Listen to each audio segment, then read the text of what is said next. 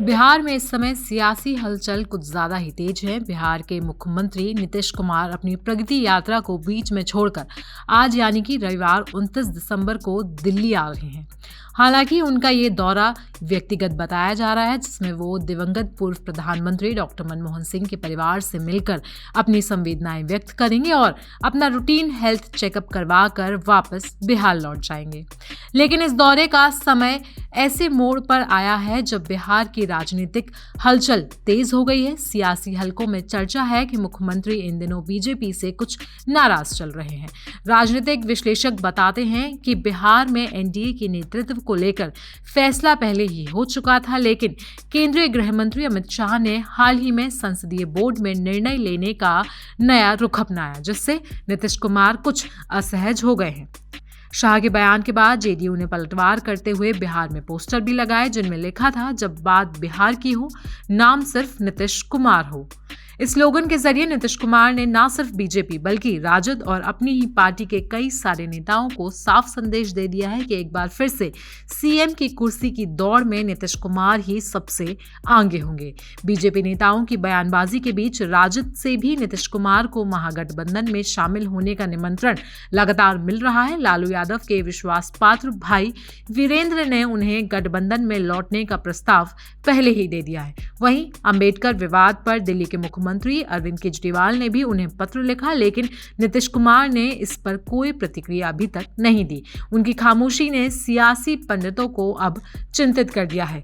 राजनीतिक विश्लेषकों के अनुसार नीतीश कुमार की चुप्पी हमेशा सियासत में भूचाल लाने वाली होती है। उनका कहना है कि जब नीतीश कुमार बोलते रहते हैं तो हालात सामान्य समझे जाते हैं, लेकिन जब वे लंबे समय तक चुप रहते हैं तो ये एक महत्वपूर्ण मोड़ साबित हो सकता है। आपको मालूम हो कि बिहार में 2025 में विधानसभा चुनाव होने वाले हैं और ऐसे में अटकलें तेज हो गई हैं कि इस बार सीएम की कुर्सी के लिए एनडीए सरकार फिर से जो है गठबंधन में लड़ने वाली है या फिर नहीं।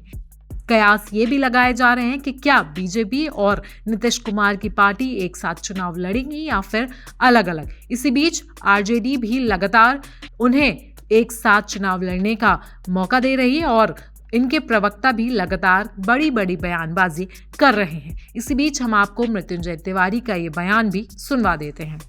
महाजंगल राज, आतंक राज, आज के बच्चे देख रहे हैं किस तरह भविष्य उनका अंधकारमय हो गया, बर्बाद कर दिया। आज के बच्चे देख रहे हैं 17 महीने में तेजस्वी यादव जी डिप्टी सीएम सरकार में रह करके 5 लाख नौकरियां बांट दी, रोजगार की भरमार कर दी।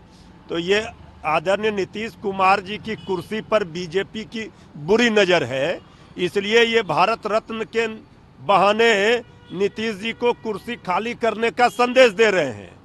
तो भारत रत्न देने की मांग किससे कर रहे हैं? इस केंद्र में सरकार में बीजेपी है, दे दें भारत रत्न।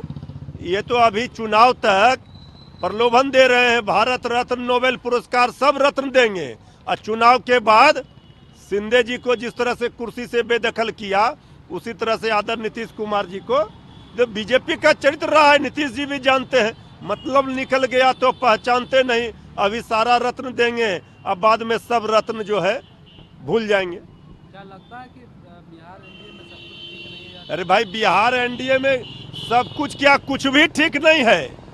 तो दिल की बात जुबां पर आ गई। दिल्ली से लेकर पटना तक आदरणीय अमित शाह जी ने जब कहा कि नेता तय होगा बाद में, तो सब लोग बाद में, जब नीतीश जी ने आंख दिखाई तो सब लोग बाद में कह रहे हैं कि नीतीश जी के नेतृत्व में लड़ेंगे, लेकिन मुख्यमंत्री नीतीश जी होंगे ये कोई नहीं कह रहा है। ये आभास नीतीश जी को भी है।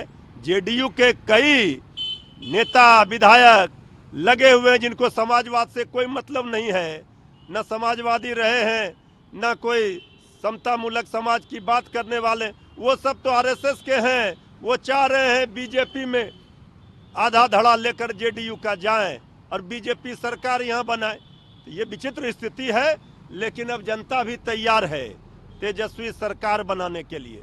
अरविंद केजरीवाल जी सवाल खड़े कर रहे हैं बीजेपी पर, वाजिब सवाल है, वो प्रमाण दे रहे हैं। बीजेपी वाले दिल्ली हारेंगे ये दिख रहा है। अब वो नोट बांटे, उससे कोई फर्क पड़ने वाला नहीं है, वोट मिलेगा वहाँ इंडिया गठबंधन को ही।